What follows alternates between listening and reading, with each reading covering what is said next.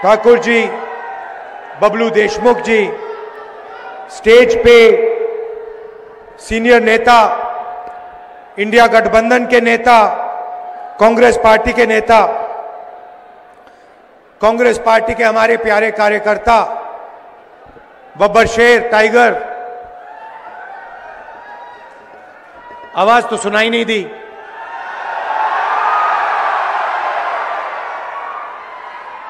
Shiv Sena, NCP और बाकी parties के, गठबंधन के पार्टीज के कार्यकर्ताओं का भी मैं यहां स्वागत करता हूं।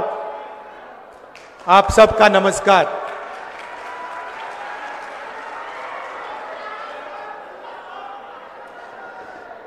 ये जो लड़ाई है, ये विचारधारा की लड़ाई है। एक तरफ कांग्रेस पार्टी और इंडिया गठबंधन, दूसरी तरफ बीजेपी, आरएसएस। हम कहते हैं कि देश संविधान से चलना चाहिए और प्रधानमंत्री कहते हैं कि एक खोखली किताब है, इसमें कुछ नहीं लिखा है। ये देखिए,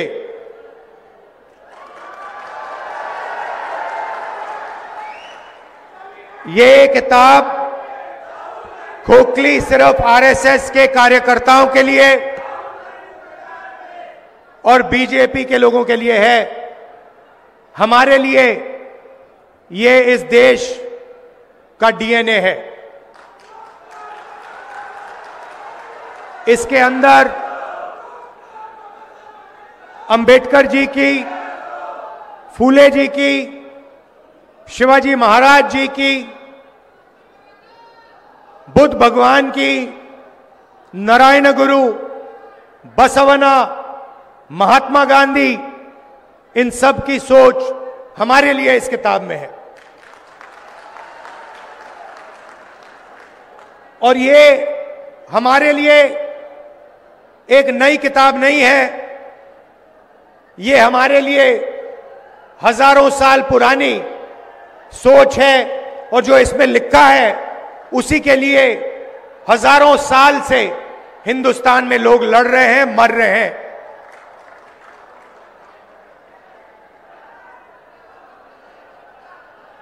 प्रधानमंत्री और बीजेपी के लोग बंद कमरों में छुपकर इस संविधान की हत्या करते हैं। मैं आपसे पूछना चाहता हूं, जब महाराष्ट्र की जनता से उनकी सरकार चोरी की गई, जिस मीटिंग में अदानी जी बैठे थे, अमित शाह जी बैठे थे, जो सरकार चोरी करने की मीटिंग थी, जिस मीटिंग में निर्णय लिया गया था कि एमएलएस को खरीदा जाएगा, करोड़ों रुपए के लिए खरीदा जाएगा, क्या जब अमित शाह जी और बीजेपी के लोगों ने यह मीटिंग की, जब उन्होंने आपकी सरकार खरीद कर आपसे चोरी की, क्या वो संविधान की रक्षा कर रहे थे? इसमें कहां लिखा है कि करोड़ों रुपए देकर महाराष्ट्र की जनता की सरकार को चोरी किया जाए? कहां लिखा है? मुझे दिखा दो। संविधान में कहां लिखा है कि सरकार को चोरी करना चाहिए? और आज महाराष्ट्र में हर एक व्यक्ति को मालूम है वो सरकार क्यों चोरी की गई थी।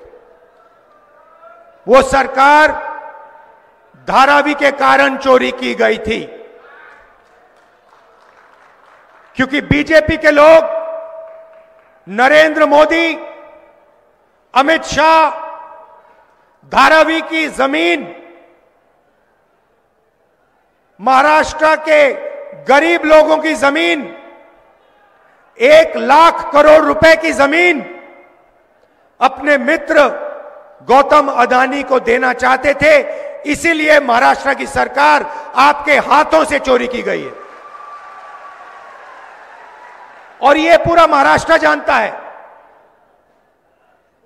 पूरा महाराष्ट्र जानता है। आंखों के सामने करोड़ों रुपए देकर एमएलए खरीदकर आपकी सरकार आपसे छीनी गई, चोरी की गई। और प्रधानमंत्री ने, अमित शाह जी ने, पूरा देश जानता है कि इन्होंने ये काम करवाया है। पैसे अगर दिए गए हैं तो वो आसमान से नहीं गिरे। हिंदुस्तान में 40-50 करोड़ रुपए कोई ऐसे फ्री में नहीं देता है। आपने कभी देखा है कि फ्री में कोई 40 करोड़ रुपए, 50 करोड़ रुपए किसी को दे रहा है? नहीं, सौदा हुआ था, धारावी की जमीन का सौदा हुआ है। इसीलिए एमएलएस को करोड़ों रुपए दिए गए। कहां से आए, किसने ऑर्डर दिया, पूरा देश जानता है, बोलने की भी जरूरत नहीं है। पूरा देश जानता है कि जिस पैसे से एमएलए खरीदे गए उसको बांटने का ऑर्डर किसने दिया। महाराष्ट्र का 6 साल का बच्चा जानता है। और फिर प्रधानमंत्री आते हैं और कहते हैं कि राहुल गांधी रिजर्वेशन के खिलाफ है। मेरी बहन मुझे बता रही थी कि उन्होंने मोदी जी का भाषण सुना और उस भाषण में उन्होंने, मेरी बहन ने मुझे कहा कि जो हम बोलते हैं वही मोदी जी आजकल बोल रहे हैं। पता नहीं, शायद मेमोरी लॉस हो गया है।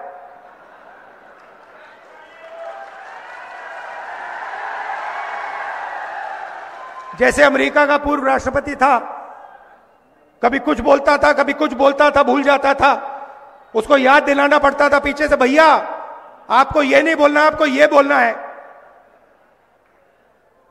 वहां पे यूक्रेन का राष्ट्रपति आया और अमेरिका के राष्ट्रपति ने कहा कि भैया रूस के राष्ट्रपति पुतिन आए हैं। उनके पीछे लोग आए, कहे नहीं नहीं नहीं भैया रूस के नहीं है, यूक्रेन के हैं। उनका मेमोरी लॉस हो गया था। वैसे ही हमारी प्रधानमंत्री का मेमोरी लॉस हो रहा है।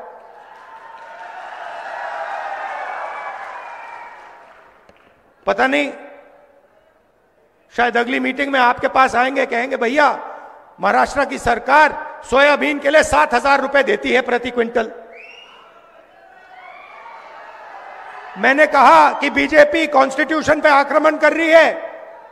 वो कहते हैं कांग्रेस पार्टी संविधान पर आक्रमण कर रही है। हर भाषण में मैं कह रहा हूं, मैं इसको लेके खड़ा हो रहा हूं, कह रहा हूं कि भाई इस पर बीजेपी आक्रमण कर रही है।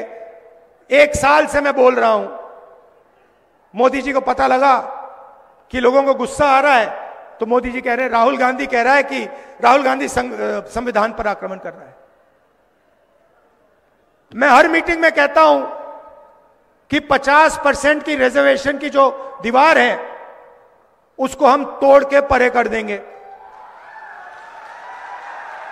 लोकसभा में मैंने नरेंद्र मोदी जी के सामने बोला कि 50% की जो रिजर्वेशन की दीवार बना रखी है, जिसको आप नहीं तोड़ना चाह रहे हो, उसको हम लोकसभा में तोड़ के दिखाएंगे।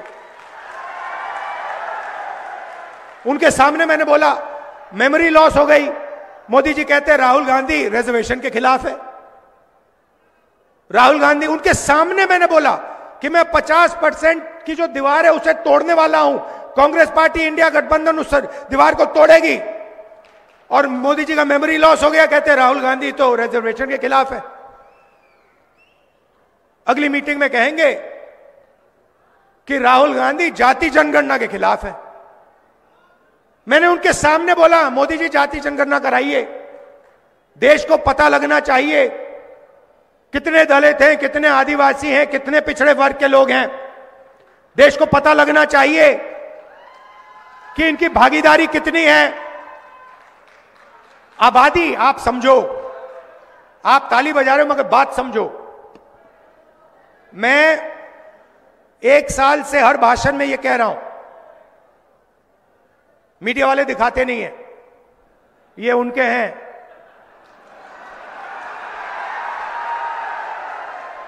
अच्छा, मजे की बात है, जब मैं कहता हूं ये उनके हैं तो ये मेरी ओर देख के मुस्कुराते हैं, कहते हैं हां हम उनके हैं, आपके नहीं हैं। देखिए मुस्कुरा रहे हैं, देखिए देखिए देखिए, ये देखो, ये ऐसे कर रहा है, देखो। मगर देखो, इनकी गलती नहीं है, इनकी गलती नहीं है। ये तो मुझे अच्छे लगते हैं, इनको काम करना है, इनको सैलरी लेनी है, इनको बच्चों का एजुकेशन करना है, इनको खाना खाना है। तो ये मालिकों के खिलाफ कुछ नहीं कर सकते, ये एक प्रकार से गुलाम हैं। तो इनसे मेरी कोई लड़ाई नहीं है।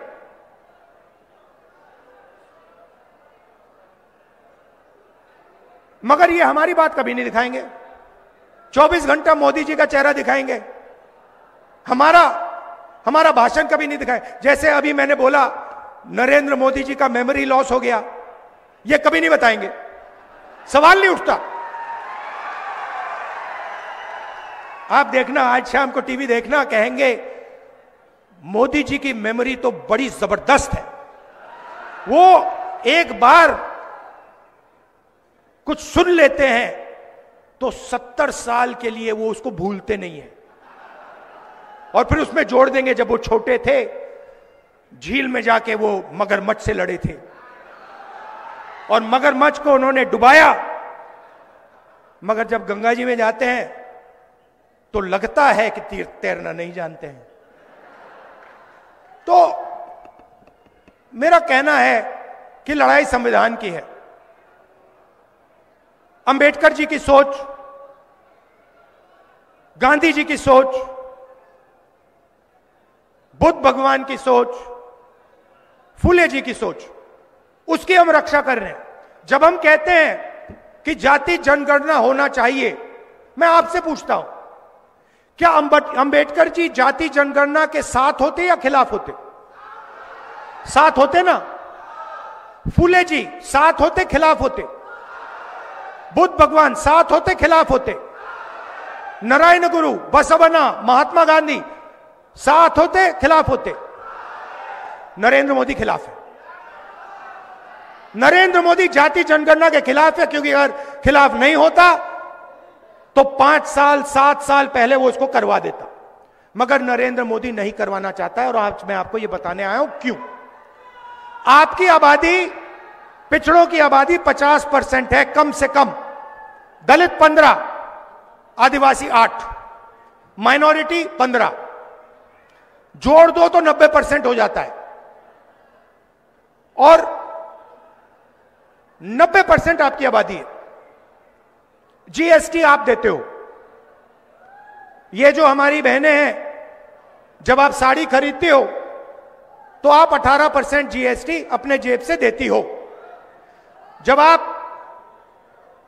कुछ भी खरीदते हो उसमें ऑटोमेटिकली जीएसटी लग जाता है। अगर आपने अपनी बेटी के लिए एक साड़ी खरीदी, आप 18% जीएसटी देती हो। अगर वही साड़ी अरबपति अदानी ने खरीदी तो वो भी 18% जीएसटी देगा, वो 19% नहीं देगा। जितनी आप देते हो उतनी वो देता है। और ये सारी की सारी जीएसटी इकट्ठा होती है, दिल्ली जाती है, और वहां पे बजट का निर्णय लिया जाता है। आपने देखा होगा सीतारमन जी सूटकेस लेके आती हैं पार्लियामेंट हाउस में, देखा ना आपने? महाराष्ट्र में दूसरा सूटकेस लेके आते हैं,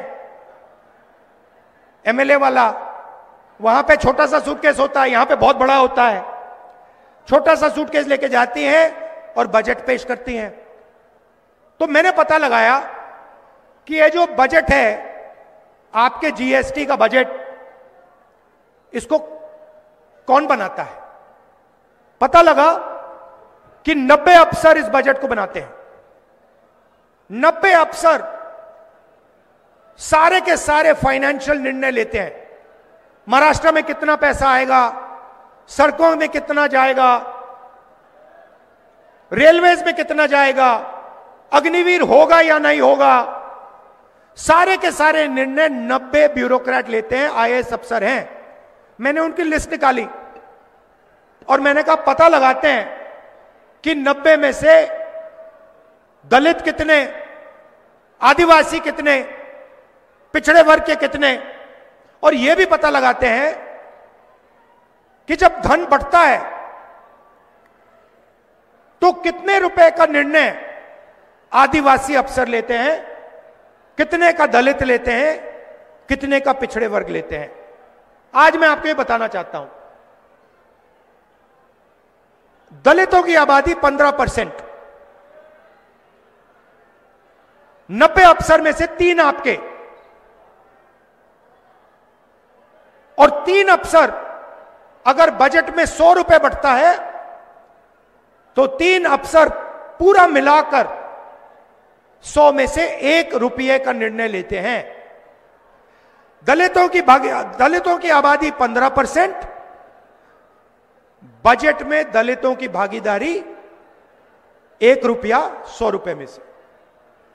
आदिवासी 8% आबादी, 100 रुपए में से 10 पैसे का निर्णय ये लेते हैं। आबादी 8%, भागीदारी 100 रुपए में से 10 पैसा। और पिछड़े वर्ग के कम से कम 50% आपकी आबादी है। 3 अफसर हैं आपके 90 में से, छोटे छोटे डिपार्टमेंट दे रखे हैं। और अगर आप ओबीसी अफसर को जोड़ दें तो 100 रुपए में से 5 रुपए का निर्णय ओबीसी अफसर लेते हैं। मतलब अगर आप दलित, आदिवासी और पिछड़े वर्ग को जोड़ दें तो 6 रुपए 10 पैसे 100 रुपए में से आप निर्णय लेते हो। आपकी आबादी 50%, 15%, 8%, 73% होता है टोटल, और आपकी भागीदारी 100 रुपए में से 6 रुपए। ये हो क्या रहा है? मैंने मजाक किया, मैंने कहा कि मीडिया में हमारे लोग नहीं है। मेरा मतलब क्या था, आप मीडिया के एंकर्स को देखिए, बड़े बड़े पत्रकारों को देखिए, उनके नीचे नाम आता है, उस नाम को पढ़िए, मालिकों के नाम पढ़िए, अदानी, अंबानी, टाटा, बिरला, ये नाम पढ़िए। नाम के पीछे सब कुछ है। और मुझे बता दीजिए, ये मीडिया वाले जो हैं, एंकर्स जो हैं, मालिक जो हैं, इनमें से दलित कितने, आदिवासी कितने, पिछड़े कितने? एक भी नहीं है। हिंदुस्तान की सबसे बड़ी कंपनियों की लिस्ट मैंने निकाली है, 200 सबसे बड़ी कंपनियों की लिस्ट मैंने निकाली है। मालिकों की लिस्ट, एक ओबीसी नहीं है, एक दलित नहीं है, एक आदिवासी नहीं है। तो हो क्या रहा है? आप समझिए, हो क्या रहा है? आप हो किसान, आप हो मजदूर, आप हो बेरोजगार युवा, कौन? दलित, आदिवासी, पिछड़ा वर्ग और गरीब जनरल कास्ट। उसमें आप 5% गरीब जनरल कास्ट जोड़ दीजिए। आपको एमएसपी नहीं मिलती, आपके अस्पताल प्राइवेटाइज किए जा रहे हैं, आपके स्कूल और कॉलेज यूनिवर्सिटी प्राइवेटाइज किए जा रहे हैं। कहां जा रहे हैं? 5% लोगों के हाथ में जा रहे हैं। और जिनके हाथ में जा रहे हैं वहां पे आपको एक ओबीसी नहीं मिलेगा, एक दलित नहीं मिलेगा, एक आदिवासी नहीं मिलेगा। प्राइवेट स्कूल की लिस्ट निकाल लीजिए, बड़े बड़े अस्पतालों की लिस्ट निकाल लीजिए। अपोलो अस्पताल के मालिक का नाम देखिए, एस्कॉट्स का नाम देखिए, बड़े बड़े अस्पतालों की जो चेन है उनके नाम देखिए। एक दलित नहीं है, एक आदिवासी नहीं है, एक पिछड़े वर्ग का आदमी नहीं है। मतलब नरेंद्र मोदी हिंदुस्तान को 90% लोगों के लिए नहीं चलाता है। और नरेंद्र मोदी जी को वहां इसलिए बैठाया गया है कि 90% लोगों से जीएसटी का पैसा छीना जाए, जमीन छीनी जाए और उन्हीं 20-25 अरबपतियों को दी जाए। मैं आपसे पूछना चाहता हूं, धारावी की जमीन अक्वायर हो रही है ना? हो रही है ना? 1 लाख करोड़ रुपए की जमीन है ना? गरीब लोग है ना? मैं आपसे पूछना चाहता हूं, कोलाबा की जमीन क्यों नहीं अक्वायर होती? जहां अमीर लोग बैठे हैं वो जमीन क्यों नहीं अक्वायर हो रही है? क्योंकि वहां ना दलित है, ना आदिवासी है, ना पिछड़ा है, इसीलिए वो जमीन अक्वायर नहीं हो रही है। जहां भी आपको दलित, आदिवासी और पिछड़े लोग मिलेंगे वहां जमीन अक्वायर होगी। हम जमीन अधिग्रहण बिल इसलिए लाए आपको बचाने के लिए। ये सारे के सारे मीडिया वाले मेरे पर अटैक करने शुरू कर दिए उस दिन। जिस दिन मैं आपको बता रहा हूं, जिस दिन मैं भट्टा परसोल पहुंचा उस दिन से मीडिया वाले मेरे पीछे पड़ गए। जिस दिन मैंने जमीन अधिग्रहण की बात की उस दिन ये मेरे पीछे पड़ गए। कौन? अदानी के लोग, अंबानी के लोग। मेरी छवि बिगाड़ने की कोशिश की, हजारों मतलब करोड़ों रुपए लगा दिए कि राहुल गांधी को बदनाम करो। क्यों? क्योंकि मैं आपकी जमीन की रक्षा करता हूं। और मैं कहता हूं कि अगर धारावी की जमीन अदानी को दी जाएगी, अगर लाखों करोड़ रुपए उसके हवाला किया जाएगा, उसको दिया जाएगा, तो फिर हजारों करोड़ रुपए हमारे किसानों की जेब में भी जाना चाहिए। हम इस बात को मानने के लिए तैयार नहीं है कि सोयाबीन का किसान मर जाए, भूखा मर जाए और उधर 25 अरबपतियों का 16 लाख करोड़ रुपया कर्जा माफ हो। हम इस बात को मानने को तैयार नहीं है, हम ये होने नहीं देंगे। इसीलिए पूरी की पूरी मीडिया इंडिया गठबंधन के खिलाफ खड़ी है। इसलिए 24 घंटा नरेंद्र मोदी का चेहरा दिखता है। भाई और बहनों, आपकी जमीन इनको चाहिए, आपका जल इनको चाहिए, आपका जंगल इनको चाहिए, ये आपसे सब लेना चाहते हैं। हिंदुस्तान के 25 अरबपति हैं, 16 लाख करोड़ रुपया उनका कर्जा माफ किया है। हमने हिंदुस्तान के हर किसान का कर्जा माफ किया था। 70,000 करोड़ रुपए लगे थे, 70,000 करोड़ रुपए लगे थे। इन्होंने अरबपतियों का 16 लाख करोड़ रुपया माफ किया है। 1 लाख करोड़ रुपए अदानी को धारावी में देने जा रहे हैं। ये सोचते हैं बड़ी आसानी से होगा, इतनी आसानी से नहीं होने वाला। राहुल गांधी खड़ा हुआ है यहां पे।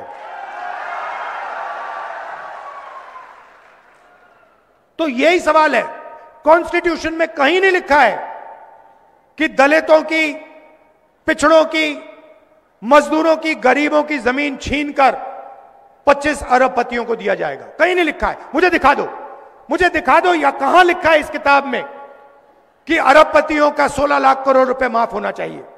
कहां लिखा है कि धारावी की जमीन छीनी जानी चाहिए और जो वहां मजदूर रहते हैं, गरीब रहते हैं, उनको उठा के बाहर फेंक देना चाहिए? कहां लिखा है इस किताब? कहीं नहीं लिखा है। क्योंकि यह किताब शिवाजी महाराज की किताब है और शिवाजी महाराज मर जाते मगर गरीबों का नुकसान नहीं करते। शिवाजी महाराज मर जाते मगर धारावी की जमीन अदानी को नहीं देते। यह सच्चाई है, यह महाराष्ट्र की सच्चाई है, यह हिंदुस्तान की सच्चाई है। तो इसीलिए हमने निर्णय लिया है और यह शुरुआत है। दिल्ली में सरकार नहीं बनी, नहीं तो हम आपको अच्छी तरह दिखाते। हमने निर्णय लिया है कि अगर वो अरबपतियों को लाखों करोड़ रुपए दे सकते हैं तो हम महाराष्ट्र के किसानों को, मजदूरों को, महिलाओं को भी लाखों करोड़ रुपए दे सकते हैं। यहां महिलाएं आई हैं, हमारी सरकार यहां चुनकर आएगी।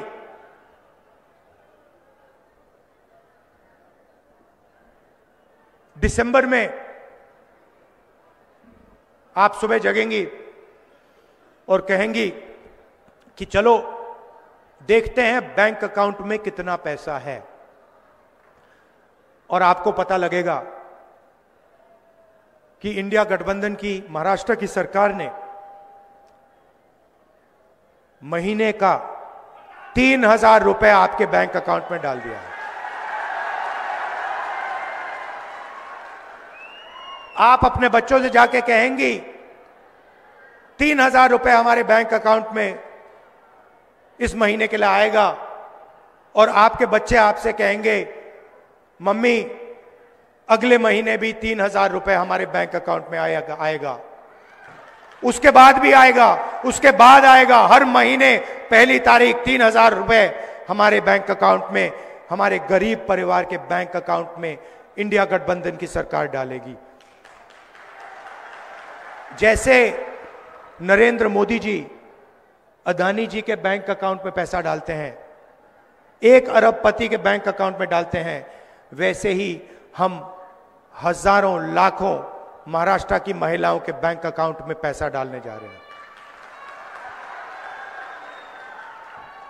और फिर उसके बाद आप अपनी पति से कहेंगी मैं मार्केट जा रही हूं, मोदी जी ने महंगाई बढ़ा दी है, शॉपिंग करने जा रही हूं। आप बस स्टैंड में जाएंगी, बस में घुसेंगी और बस कंडक्टर आपको कहेगा आप महाराष्ट्र की महिला हैं, आप महाराष्ट्र के भविष्य की देखभाल करती हो, बस का टिकट फ्री है, आपको 1 रुपया नहीं देना पड़ेगा। महाराष्ट्र में जितना आप घूमना चाहती हैं, बस में जहां भी आप जाना चाहती हैं आप फ्री में जाएंगे। और फिर क्या होगा, फिर महाराष्ट्र के किसान कहेंगे राहुल जी आपने महिलाओं के बैंक अकाउंट में 3,000 रुपए डाल दिए, उनकी बस टिकट फ्री कर दी, हम बस में जाते हैं, कंडक्टर हमसे पैसा मांगता है, आपने ये क्या कर दिया। तो फिर हम महाराष्ट्र के किसान से कहेंगे कि घबराइए मत, 3 लाख रुपए तक का कर्जा आपका महाराष्ट्र की सरकार माफ करेगी। फिर सोयाबीन के किसान हमें कहेंगे कि राहुल जी पिछली सरकार में हमें सोयाबीन के लिए, मनमोहन सिंह जी की सरकार में हमें सोयाबीन के लिए सही पैसा मिलता था, ये अदानी वाली सरकार है, ये हमें सही दाम नहीं देती सोयाबीन के लिए। और हम आपसे कहेंगे घबराइए मत, महाराष्ट्र में फिर से कांग्रेस पार्टी की सरकार आ गई है, सोयाबीन के लिए आपको 7,000 रुपए प्रति क्विंटल मिलेगा। और प्याज के जो किसान हैं उनसे हम कहेंगे देखिए हमने देखा है कि प्याज के दाम ऊपर नीचे जाते रहते हैं, आपका नुकसान होता है, तो हम आपके लिए एक महाराष्ट्र सरकार में प्याज के दाम को मैनेज करने के लिए एक फेयर प्राइस कमेटी बैठाएंगे जो आपके प्याज के दाम को कंट्रोल करेगी। और कपास के किसानों को ये दिखाना जरा भैया,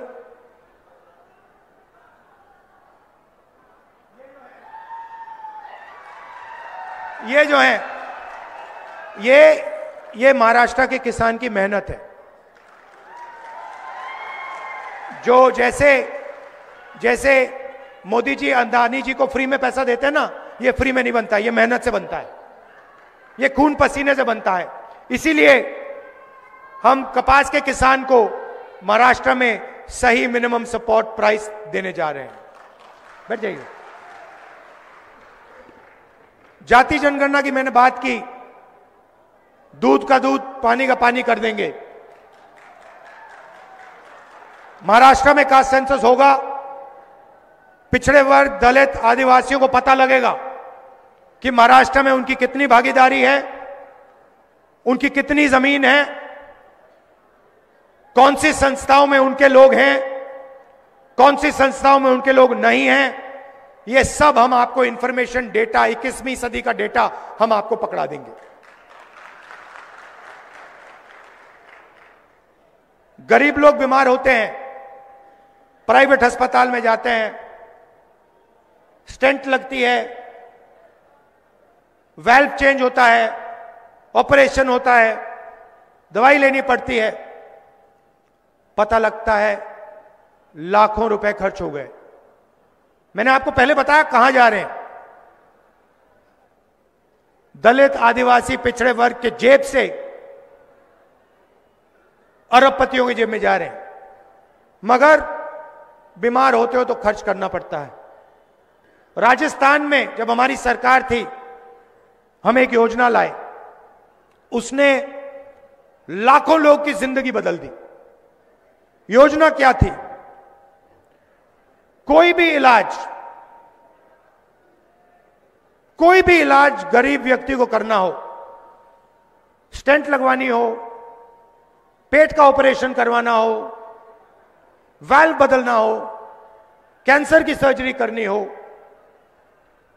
राजस्थान में हमारी योजना कहती थी कि भैया 25 लाख रुपए तक का बीमा आपको मिलेगा। और यही काम हम यहां महाराष्ट्र में करने जा रहे हैं।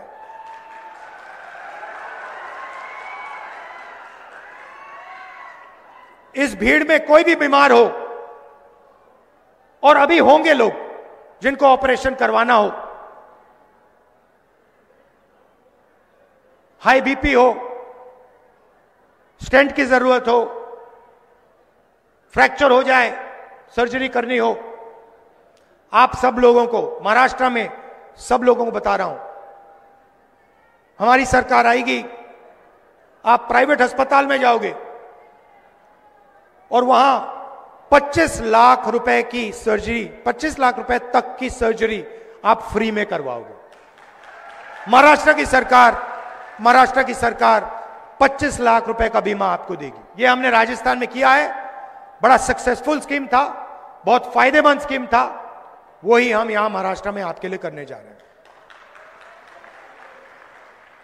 यह मैं आपसे कहना चाहता था।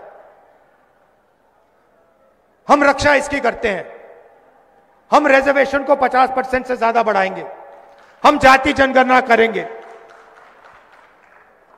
और हमारा लक्ष्य है कि गरीब लोगों को, अगर वो अरबपतियों को पैसा देते हैं, 16 लाख करोड़ रुपए दिया, तो हम कहते हैं कि देखिए, अगर आप उनका माफ कर रहे हो, अगर आप उनकी मदद कर रहे हो, अगर आप धारावी की जमीन गरीबों से छीन कर अरबपतियों को दे रहे हो, तो फिर हम भी गरीब लोगों को, किसानों को, मजदूरों को धन दे सकते हैं, पैसा दे सकते हैं, बैंक अकाउंट में दे सकते हैं। मेहनत आप करते हो, सड़क आप बनाते हो, इमारतें आप बनाते हो, देश को आप बनाते हो। अंबानी अदानी मजदूरी नहीं करते, खेत में काम नहीं करते। मैं देखना चाहता हूं, अदानी जी 10 दिन कपास के खेत में काम कर ले, 10 दिन कर ले, फिर देखता हूं क्या होता है। 10 दिन के बाद 6 महीने अस्पताल में लेटेगा वो। काम आप करते हो, मेहनत आप करते हो, मगर आपको कुछ नहीं मिलता। यह हम बदलना चाहते हैं। हम चाहते हैं कि न्याय हो। कॉन्स्टिट्यूशन में लिखा है समानता होनी चाहिए, एकता होनी चाहिए, भाईचारा होना चाहिए। इसीलिए मैंने कन्याकुमारी से कश्मीर 4000 किलोमीटर चले, 4000 किलोमीटर, एक ही नारा दिया, नफरत के बाजार में मोहब्बत की दुकान खोलेंगे। नफरत क्यों फैल रही है? नफरत इसलिए फैल रही है कि नरेंद्र मोदी जी ने रोजगार का सिस्टम खत्म कर दिया है। आज हिंदुस्तान के किसी भी प्रदेश में युवाओं को रोजगार नहीं मिल सकता। क्यों? क्योंकि अरबपति चाइना का माल हिंदुस्तान में बेचते हैं और बेचना चाहते हैं। हिंदुस्तान की सारी फैक्ट्रियां बंद कर दी, छोटे बिजनेस बंद कर दिए। आप सोचते हो, मीडिया वाले कहते हैं नोटबंदी। नोटबंदी हथियार था, योजना नहीं थी। जीएसटी आपके खिलाफ हथियार है, किसान को मारने का तरीका है, छोटे व्यापारी को खत्म करने का तरीका है, अदानी अंबानी के लिए रास्ता साफ करने का तरीका है। और नतीजा हुआ है कि देश का सारा धन 20-25 लोगों के हाथ में चला गया। और जो देश को रोजगार देते थे, चाहे वो किसान हो, चाहे वो छोटे बिजनेस वाले हो, मिडिल साइज बिजनेस वाले हो, जहां इनोवेशन होता है, जहां नई चीजें बनती हैं, वो पूरा का पूरा सिस्टम खत्म हो गया है। इसलिए देश में गुस्सा फैल रहा है, नफरत फैल रही है। और ये मैं नरेंद्र मोदी जी से कहता हूं, हर मीटिंग में कहता हूं, आप मन की बात करते हो, आप देश के लिए रोजगार लाइए, आप महंगाई कम कीजिए, आप किसानों को सही एमएसपी दीजिए, आप मजदूरों की मदद कीजिए, आप अरबपतियों के लिए काम करना बंद कीजिए। अरबपतियों ने आपको नहीं चुना है, देश की जनता ने आपको वोट दिया था, अरबपतियों ने नहीं दिया। हां ठीक है, अरबपतियों ने आपकी मार्केटिंग की, अरबपतियों ने आपका चेहरा टीवी पर डाला, वो अलग बात है। मगर प्रधानमंत्री को देश की जनता के लिए काम करना चाहिए, प्रधानमंत्री को अरबपतियों के लिए काम नहीं करना चाहिए। और यह मत भूलिए, ये जो सरकार महाराष्ट्र में है, ये चोरी की सरकार है। ये आपकी सरकार नहीं है, ये सरकार आपसे चोरी की गई थी।